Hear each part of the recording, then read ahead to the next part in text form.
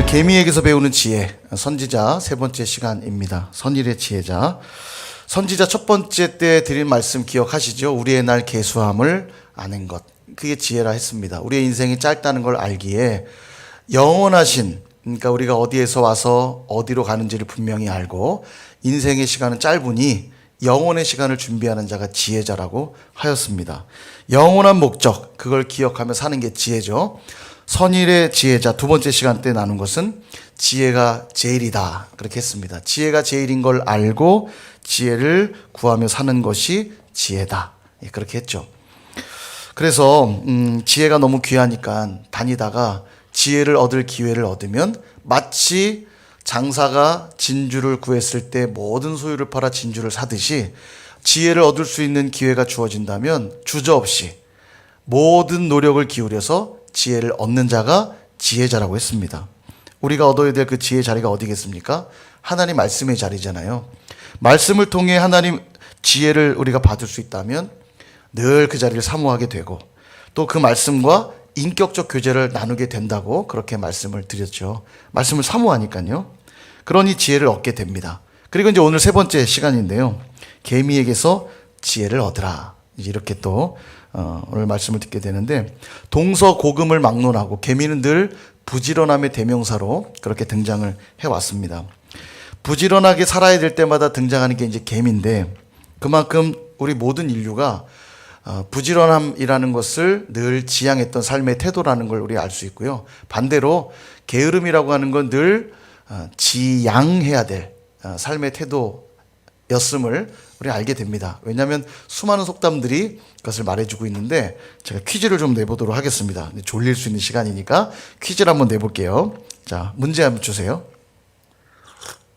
자, 이제 하나씩 맞춰볼게요. 좋은 농사꾼에게 나쁜 이것이란 없다. 뭘까요? 아까 답이 나온 것 같은데 누가 얘기하셨는데? 땅, 땅. 잘 맞추셨습니다. 나쁜 땅이란 없다. 왜냐하면 성실하게 땅을 일구고 가꾸니까 그렇게 부지런한 농사꾼에게 나쁜 땅이란 있을 수 없다. 참 부지런함을 깨우쳐주는 속담이죠. 두 번째, 배부른 고양이는 무엇을 잡지 않는다. 이 경험담을 많이 보신 것 같은 느낌. 여기 주변에 고양이가 되게 많은데 느긋해요. 이 고양이들이요. 차 위에도 이렇게 딱 올라가 가지고요. 저희 건물 옆에 보면 그 고양이들 그 밥 주는 길고양이 엄마가 있어요. 밥을 항상 거기 갖다 주시는데 얘들이 거기를 아지트 삼아 가지고 밥 딱 먹고 배부르면 차 위에 올라갑니다. 그래갖고 거기 벤치 위에 딱 올라가 가지고요.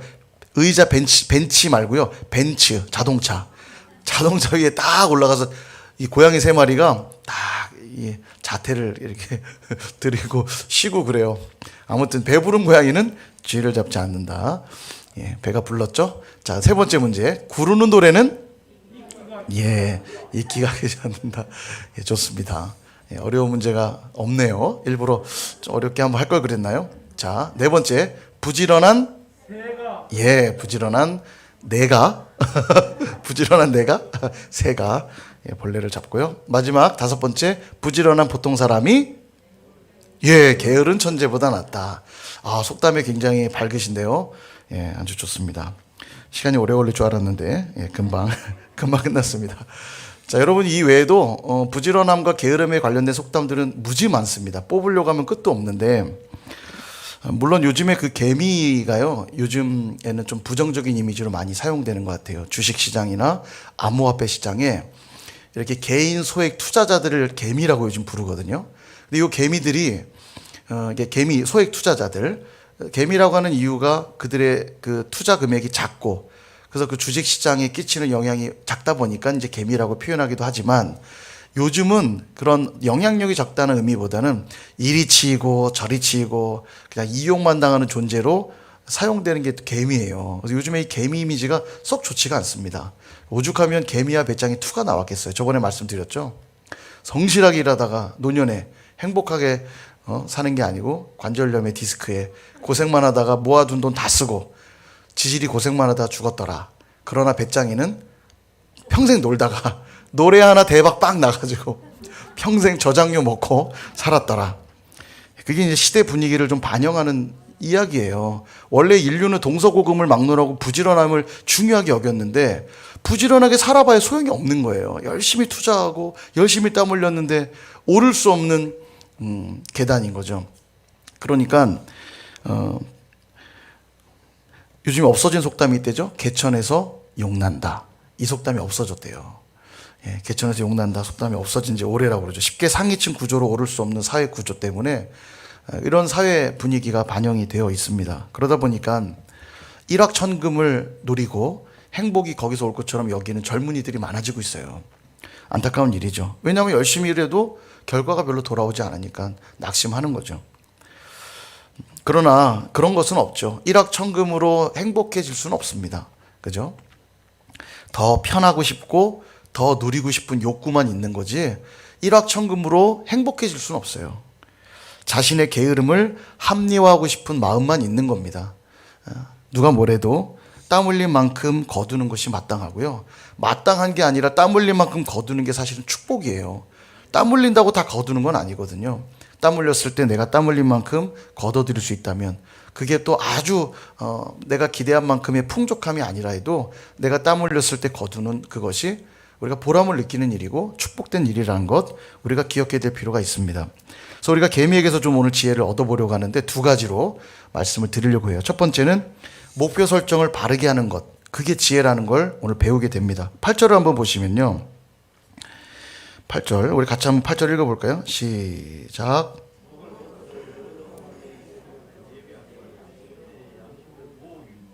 예, 개미는 여름에 예비하고 추수 때 양식을 모은대요.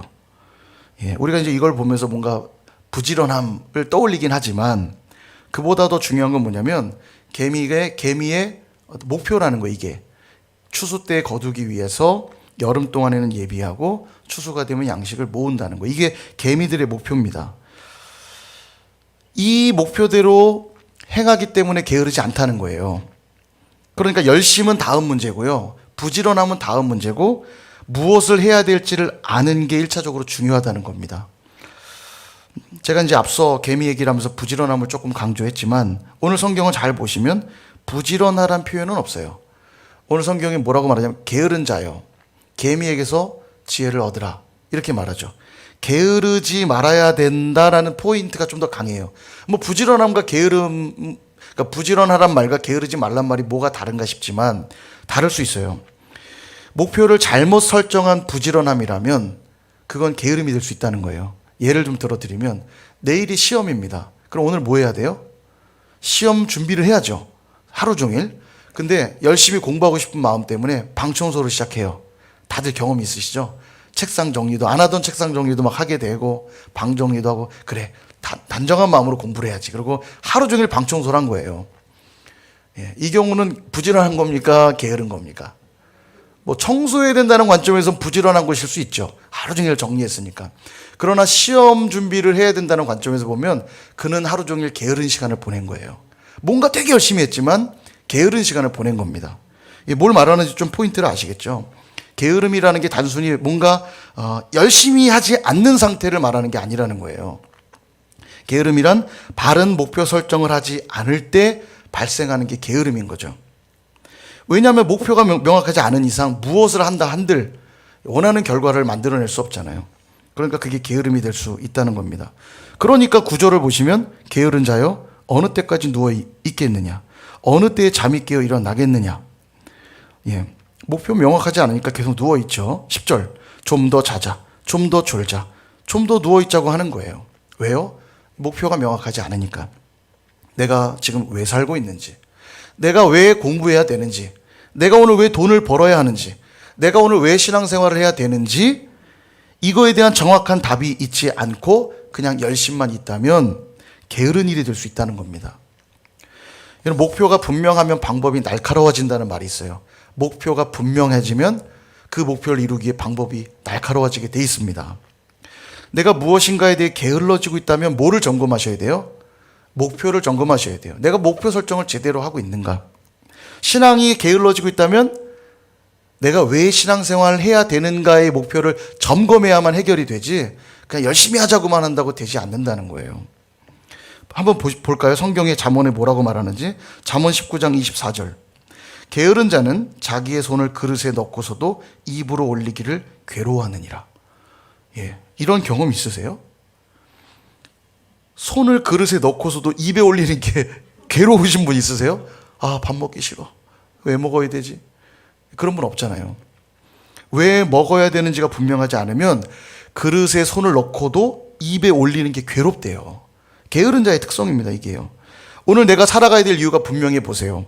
밥을 먹는 게 즐겁죠. 살아야 될 이유가 분명하니까요. 할 수만 있다면 더 맛있는 음식을 먹으려고 할 겁니다. 살아야 될 이유가 분명하니까. 그죠? 또한 잠언 20장 4절. 게으른 자는 가을에 밭 갈지 아니하나니 그러므로 거둘 때에는 구걸할지라도 얻지 못하리라. 잠언 12장 27절도 보세요. 게으른 자는 그 잡을 것도 사냥하지 아니하나니 사람의 부귀는 부지런한 것이니라. 잡을 것도 사냥하지 않는데요. 내 앞에 밭이 있는데도 갈지를 않는데요. 왜 이래야 되는지를 명확하게 하지 않으니까 밭을 갈지 않는 것이고 사냥하지 않는 거예요. 결국 그는 아무것도 얻지 못하리라. 아무것도 못 얻는 거죠. 또한 잠언 22장 13절도 보세요. 진짜 재미난 말씀이 있어요. 게으른 자는 말하기를 사자가 밖에 있은즉 내가 나가면 거리에서 찢기겠다 하느니라. 여기 좀 바꿔야 돼요. 게으른 자는 말하기를 코로나가 밖에 있은즉 내가 나가면 코로나한테 찢기겠다. 예. 물론 또 딱 들어맞는 비유는 아닙니다만, 목표가 없는 자는 어떻게 한다냐면 수천 가지의 핑계만 된다는 얘기예요. 지금 사자 밖에 있어서 난 나가면 죽을지도 몰라. 좀 황당하죠? 사자가 그냥 길거리에 있습니까? 사자 이렇게 동네에 같이 사는 거 아니잖아요. 핑계 된다는 얘기죠. 게으른 자는 목표가 없기 때문에 수천 가지의 핑계만 되지, 예, 방향이 없는 거예요. 그래서 지혜로운 자들은 이렇게 항상 대답합니다. 한번 해보겠습니다. 이렇게 대답해요. 근데 게으른 자는 어떻게 하냐면 그거 안 돼요. 못 해요. 이렇게 대답해요. 핑계하기가 일쑤입니다. 왜 안 되는지를 막 늘어놓을 뿐이지 어떻게 하면 되게 할까 고민하지 않아요. 왜냐면 목표가 분명해야지만 방법이 날카로워지는데 목표가 명확치 않으니까 그거 해도 안 돼요. 그거 못 해요. 그거 뭐 날씨가 안 좋아서 안 되고 배불러서 안 되고 피곤해서 안 되고 수천 가지의 핑계만 되죠. 군대 가보면 고참들이 일을 시키죠. 야, 저거 해. 그러면 하기 힘든 일인데도 쫄병들 대답합니다. 예, 알겠습니다. 제가 하겠습니다. 이렇게 대답해요. 능력이 많아서 그렇게 할까요? 그게 아니에요. 군대이기 때문에 고참이 명령하면 그 명령을 해내야 된다는 목표가 너무 명확하기 때문에 그게 할 수 있는 일인지 아닌지는 다음 문제예요. 일단 고참이 말하면 예, 알겠습니다. 제가 하겠습니다 하고 어떻게 할지를 방법을 그 다음 찾아요. 그래서 저기 지나가다 저기 나무가 저기 이쪽에 있으면 좋을 텐데 딱 지나가면 다음날 나무가 이쪽에 옮겨 심겨져 있죠. 저기 원래 저기 있던 게 훨씬 낫네. 그리고 지나가면 다음날 나무가 다시 이쪽 가 있어요. 군대는 그런 곳이에요. 왜냐하면 군대는 목표가 명확해요. 고참의 명령에 무조건 순종하잖아요. 복종하잖아요. 무슨 명령이 떨어져도 왜 그거 힘들게 그렇게 하세요. 이런 게 없어요. 목표가 순종, 복종. 그러니까 한마디 딱 떨어지면 그냥 착착착. 방법이 날카로워지죠. 어떻게 해서든지 해내는 곳. 그래서 군대죠. 그러므로 여러분 인생의 목표를 먼저 잘 설정하는 것, 이게 굉장히 중요합니다. 지혜의 첫 번째가 뭐였냐면 인생이 짧다는 거였죠. 인생이 짧다는 걸 아는 자들은 이 인생의 시간들을 의미 있게 보냅니다. 내가 어떻게 영혼을 준비할 것인가. 여러분 이 목표를 분명하게 설정해야 돼요. 두 번째 지혜는 뭐냐면 지혜가 제일이라는 거였습니다. 지혜의 근본이신 하나님께 나아갈 때 지혜를 얻는다는 걸 안다면 하나님께 나아가는 일을 소홀히 할 수 없을 겁니다. 그죠? 이 목표가 분명해 보세요. 주님 만나는 자리에 핑계만 늘어놓을 수가 있나요? 그게 명확한데? 내가 오늘 주님 만나지 않으면 안 된다는 거 명확한데 주님 만나는 자리를 핑계로 일관할 수 있겠냐는 거예요. 이런저런 핑계로 예배를 잊고 기도를 쉬고 말씀을 뒤로 던져놓을 수 있냐는 겁니다. 그럴 수 없죠. 어려운 시간을 보내면 보낼수록 그것이 중요한 걸 알기 때문에 더 간절해지죠. 더 예배하고 싶고 더 기도해야 되겠고 더 말씀을 붙드는 겁니다. 그러므로 인생의 목표를 정확하게 분명하게 설정하실 수 있기를 축원드립니다. 계명에서 이걸 첫 번째 배워야 되고 두 번째는 자원함으로 즐거이 행하는 게 지혜라는 걸 오늘 배우게 돼요. 7절 말씀 같이 한번 읽어볼까요? 7절 시작. 계미는 두령도 없고 감독자도 없고 통치자도 없으되. 예. 이게 이제 리더가 필요 없거나 리더를 무시해도 된다, 뭐 이런 의미가 아니에요. 분명 개미 사회에도 리더들이 있습니다. 아시죠? 개미 사회에 딱 들어가면 여왕개미 있잖아요. 여왕개미. 개미 종류가 많아요. 여왕개미도 있고요. 일개미도 있고, 병정개미도 있고, 수개미도 있고. 수는 이제 수컷. 일개미는 암컷 그래요. 그러니까 개미 사회에 주로 일하는 건 암컷입니다. 예, 보면 맞는 것 같아요. 우리 여성분들이 강해요. 예, 무적입니다. 제가 볼 땐 참 열인데 다 해내요. 보면 엄마들이 참 엄마들이 위대합니다. 예, 그죠? 근데 아무튼 개미 사회도 그래요. 근데 여왕개미가 누군가 봤더니 일개미들이 이제 암컷이잖아요. 일개미들 중에 여왕개미가 하나 선정이 됩니다. 선정이 되면 되게 조직사회 개미가 선정이 딱 되면 일개미들이 먹을 걸 몰아줘요. 그 여왕개미한테. 그럼 다 똑같은 일개미인데 선정이 됐으니까 음식을 많이 먹잖아요. 그러니까 몸집이 커져요. 다른 일개미보다 몇 배로 커집니다. 그러니까 딱 봐도 두각을 드러내요. 실제로 여왕개미, 개미 군락사에 보면 딱 구분이 가요. 등치가 크거든요. 잘 먹어서 그래요. 그래서 여왕개미가 딱 이제 커지면 되게 재미난 걸 좀 알게 됐는데, 이 여왕개미가 이제 알을 낳잖아요.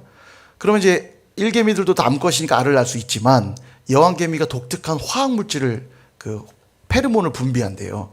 그래서 일개미들이 수정을 할 수 없게 된답니다. 다른 일개미들이. 그럼 여왕개미만 알을 낳는 거예요. 그럼 일개미들은 뭐 하냐? 그 알을 받아서 그 알을 잘 지키고 또 그 새끼가 나면 보호하고 먹이고 입히고 이런 일들을 일개미가 한다는 거예요. 그러니까 맨날 막 음식 날리는 게 다 일개미죠. 여왕개미 그 새끼 먹여야 돼요. 나르는 거예요. 그 여왕개미 자기 계속 보존하는 거예요. 이런 사회예요. 되게 조직 사회입니다. 리더가 있어요. 분명히. 리더가 있는데 여기 지금 두령도 없고 감독자도 없고 통치자도 없다고 하죠. 그래서 어떤 사람이 이제 개미로 실험을 좀 했는데 개미 사회를 이렇게 가만히 관찰해 보니까 모든 개미가 다 성실하게 일하는 게 아니더래요. 이렇게 보니까 30%만 일하는 거예요. 30%만. 다 일하는 게 아니네. 그래서 일하고 있는 30%만 딱 뽑아내서 새로운 군락 사회로 이렇게 딱 30%만 뒀더니 일했던 30%를 뒀더니 거기서 또 30%만 일하더래요. 그러니까 다 일하는 게 아니에요. 30%만 또 일하고 거기서 또 일하던 30%를 딱 뽑아갖고 또 뒀더니 또 거기서 30%만 일하더라는 거예요. 신기하죠? 바로 이 30%가 그룹의 리더들입니다. 그 리더들이 있어서 개미 사회가 흘러가는 거예요. 여러분, 선일교회도 우리 헌신자들 있잖아요. 중직자들 계시잖아요. 오늘도 새벽에 다 중직자 특송 앞에 아무도 없어. 중직자 다 나와 계신 거예요. 야, 그래서 감동. 우리 중직자들이 다 새벽에 나와서 특송하는데 앉아 계신 분 2분 다 나오셔서 텅텅 비어 있어요. 야, 새벽에 중직자들이 나와서 이렇게 기도하고 귀하다. 선일교회를 이끌어가는 리더십들이 있기 때문에 물론 모두가 헌신하지만 특별히 더 헌신하는 리더십들이 있기 때문에 교회가 든든히 서가는 겁니다. 시간을 더 드리고 열정도 더 드리고 물질도 더 드리고요. 개미사회처럼. 자, 그런데 이제 두령도 감독자도 통치자도 없다는 말이 그럼 뭐냐? 이게 뭐냐면 누군가가 시켜야지만 하지 않는다는 얘기예요. 그러니까 지시해야만 일하는 존재가 아니란 얘기입니다. 두령도 없고 감독도 없고 지도자가 없어도 자기 할 일을 한다는 거예요. 억지로 하지 않는다는 겁니다. 자기가 해야 될 일이 분명하기 때문에 여름에는 양식을 예비하고 추수 때는 음식을 모아야 되는 이 목표가 분명하기 때문에 지도자가 지시하지 않아도 두령이 시키지 않아도 내가 해야 될 일이 뭔지 알기 때문에 자원함으로 즐거이 적극적으로 최선을 다해 그 일을 해낸다라는 이야기를 하고 있는 겁니다. 자, 여러분, 되는 공동체 안 되는 공동체 가보면 차이점이 딱 분명합니다. 뭘로 알 수 있냐면 수동적인가 능동적인가. 되는 공동체는 능동적이에요. 가보면요. 부흥이 안 되는 교회 딱 가보세요. 그럼 예배 시간 다 돼도 성도들이 막 예배가 시작됐는데 그때 막 들어와요. 5분, 10분 지나 막 들어오고 그럽니다. 근데 되는 공동체 가보면요. 예배 시간이 아직도 많이 남았는데 저희 교회처럼 벌써 좌석이 차 있어요. 그럼 막 기도하고 계세요. 기도로 준비하고 있고 저희 교회는 되는 교회인 줄 믿습니다. 왜 미리 와서 앉아 계세요? 바쁜데 시간 맞춰 천천히 오시면 되는데 예배해야 될 목표가 분명하니까요. 오늘도 내가 준비해서 하나님께 최고의 예배 드려야지. 이 목표 분명하니까 미리 오는 거예요. 그죠? 그럼 예배 시간 늦는 사람 왜 늦어요? 안 가면 안 되니까 억지로 끌려오는 거죠. 그렇게 수동적인 태도로는 은혜 받을 수도 없고요. 그 공동체가 부흥할 수도 없을 겁니다. 근데 되는 공동체는 다르죠. 목표가 분명해요. 내가 오늘 살아계신 하나님 예배할 거기 때문에 옷도 잘 미리 단정하게 준비해서 탁 입고, 헌금도 미리 탁 준비하고, 또 예배 시간에도 미리 와서 기도로 준비하고, 또 되는 공동체죠. 목사가 빨리 좀 오세요. 제발 좀 빨리 좀 오세요. 그래도 빨리 안 오고, 이런 공동체는 안 되는 공동체. 근데 목사가 말을 안 하는데도 다 와서 앉아 계신 거예요. 기도로 준비하고, 헌금하고. 헌금 좀 하세요. 그래야 헌금하는데, 되는 공동체는 그런 얘기 안 해도 알아서. 저희 지금 영상 장비 교체한다고 하니까 헌금들 막 하시고, 새소식반 후원이 필요하다고 하니까 진짜 이번에 후원 많이 들어온 거 아세요? 정말 감동이에요. 막 어디 자랑하고 싶어요. 제가 다른 교회 가서 우리 선입교회는 이런 교회라고 막 자랑하고 싶은데, 진짜 헌금이 꽤 많이 들어왔습니다. 이 어린이들 진짜 많이 와야 되는데 얼마나 감사한지요. 다 여러분 자원함으로 하신 거잖아요. 막 찔러서 하신 거 아니잖아요. 헌금 좀 하세요라고 막 안 해도 새벽에 보면 봉투가 이렇게 올라오고, 얼마나 막 제가 이렇게 감동이 되는데 하나님 얼마나 기쁘시겠어요. 여러분, 그게 지혜입니다. 그들에게 하나님의 축복이 부어져요. 그 축복은 내가 수고한 것보다 훨씬 크고 놀라운 것이기 때문에 지혜자들은 그 복을 알고 자원함으로 기쁨으로 하는 거예요. 시켜야만 하고 억지로 하지 않고 내가 기쁨으로 하는 겁니다. 물론 억지로 해도 은혜가 있을 수 있어요. 그러나 이미 억지로 한다는 자체가 내 안에 행복이 없다는 얘기잖아요. 이미 그는 복이 없는 겁니다. 억지로 하고 있으니까요. 그래서 내가 무엇인가를 하고 있다면 먼저는 목표를 명확하게 하고, 그 목표가 분명해지면 기쁨과 자원함으로 하는 거예요. 그럴 때 우리는 지혜자인 겁니다. 사랑하는 여러분, 오늘 이 개미 얘기가 제가 단순한 처세술을 말씀드리고 있는 것이 아닙니다. 왜냐하면 디모데후서 3장 15절에 보면 성경은 구원에 이르는 지혜가 있느니라 이렇게 말씀하시잖아요. 잠언도 성경이죠. 그럼 잠언도 어떤 책이에요? 구원에 이르는 지혜가 있는 책입니다. 단순히 이 세상을 살아갈 때 처세술을 알려주는 이야기가 아니에요. 이 안에 구원의 비밀이 담겨 있는 겁니다. 지금 제가 개미 얘기 드린 것 안에 구원의 이야기가 있는 거예요. 개미가 양식을 예비하고 양식을 모으는 게 지혜라고 했죠. 이 비유를 깊이 생각하셔야 됩니다. 우리가 예비하고 모아야 될 양식이 뭐냐 이겁니다. 이게 분명해져야 거기에 맞춰서 자원함으로 기쁨으로 그 양식을 준비할 거 아니에요. 우리가 준비해야 될 양식이 뭔가? 요한복음 6장 35절 우리 같이 한번 읽어보겠습니다. 시작. 예수께서 이르시되 나는 생명의 떡이니 내게 오는 자는 결코 줄이지 아니할 터이요 나를 믿는 자는 영원히 목마르지 아니하리라. 아멘. 영적 양식, 생명의 떡이 무엇이냐면 바로 예수님이고 하나님의 말씀이라고 성경이 이야기하고 있습니다. 이것을 깨달았는데도 하나님 말씀과 예수님께는 아무 관심이 없고 여전히 세상 것만을 탐하고 있다면 그런 영적으로 게으른 자라는 거예요. 그러니까 좀 더 세상에서 놀자, 좀 더 세상 것을 누리자, 바로 그들이 게으른 자라는 거예요. 그래서 여러분, 거룩한 삶 살기 원한다면 영적 게으름에서 벗어나야만 합니다. 그러지 않으면 어떤 일이 벌어지냐? 11절 내 빈궁이 강도같이 오며 내 곤핍이 군사같이 이르리라. 아직 젊어서 괜찮다고요? 아직 내겐 시간이 많다고요? 아직 마음의 준비가 안 되었다고요? 아닙니다. 영적 빈궁이요, 내가 알지도 못한 그때에 군사같이 이른다는 걸 깨달아 알아야 됩니다. 그렇게 시간이 많은 게 아니에요. 금방 우리 영혼이 탈탈 털리는 거예요. 정말 한 주만 예배 걸러보세요. 여러분, 우리 영혼이 막 거미줄이 쳐집니다. 막 심각해져요. 삶이 무너지고 막 마음이 강팍해져요. 여러분, 그걸 느끼지 않으세요? 그러니까 이걸 아는 분들이 매일 새벽 나오는 거예요. 피곤한데도 잠 좀 더 자고 싶죠. 근데 오늘 하루도 기도 안 하면 내 입에 막 가시가 돋치고 영적인 거미줄이 쳐지는 거 아니까 말씀 안 필 수 없고 기도 안 할 수 없는 거예요. 영적으로 부지런한 거죠. 그 영적으로 게을러지기 시작하면 우리 영혼의 빈궁이 강도같이 오고 곤핍이 군사같이 이르는 거예요. 우리 영혼이 그렇게 탈탈 털리니까 어떻게 그가 행복한 삶을 살겠습니까? 오늘 내게 주어진 시간, 물질, 건강, 재능, 은사를 가지고 뭐를 하셔야 하냐면 생명의 떡 되시는 예수 그리스도, 하나님의 말씀을 늘 찾고 구하셔야 돼요. 그 양식을 예비하고 모으는 일들을 해야 되는 겁니다. 아무리 바빠도 밥 드시죠? 아무리 바빠도 잠 주무시잖아요. 그게 우리에게 필요한 거니까. 동일해요. 하나님 말씀을 우리 영혼에 필요한 걸 안다면 짬짬이 말씀을 보십시오. 아까도 방송실 잠깐 들어가니까 우리 박성호 집사님 말씀 읽고 있어요. 올 한해 일독 해내겠다고. 사무엘상 벌써 탁 달력에 저희 표시되어 있는 거 아시죠? 달력에 말씀 정해놓은 거 읽으면 일독할 수 있거든요. 보니까 그 스케줄 따라 가고 있는 것 같아요. 사무엘상 딱 읽고 있는데 도전이 됐습니다. 멋지다. 하나님이 그렇게 말씀에 목마른 자에게 은혜를 안 주시겠어요? 복을 안 주시겠습니까? 주시죠. 짬짬이 보는 정도가 아니라 시간을 내서 드십시오. 맛있는 거 먹으려고 일부러 멀리 가서 먹듯이 오늘도 내가 영혼의 양식을 먹으리라. 시간을 딱 떼어놓고 말씀도 읽고. 그럴 때 우리 영혼이 복된 삶을 누리고 행복한 삶을 살아가게 될 줄로 믿습니다. 이번 한 주도 여러분 영적인 개미가 되십시오. 그래서 오늘 내가 모아야 될 양식이 뭔지를 바르게 아시고 이 목표가 명확해지면요 방법이 날카로워져요.